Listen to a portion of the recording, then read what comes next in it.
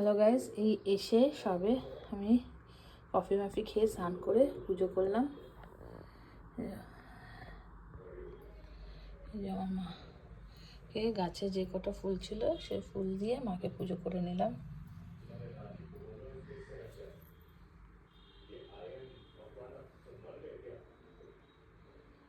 পুজো complete করে নিলাম। পুজো না করলে মারা দুদিন ধরে পুজো পাইনি, পুজো করে নিয়েছি। আর ওখান থেকে অনেক কিছু ঠাকুরের কাপড়, ধূপকাঠি অনেক কিছু নিয়ে এসেছি। ছোটো ছোটো ফুলের জিনিস সব নিয়ে এসেছি কাটোয়া থেকে কিনে।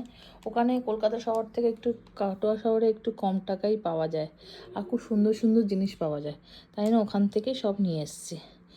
আর কিছু ব্লগ বানাচ্ছি, আবার আপনাদের পরে জানাচ্ছি।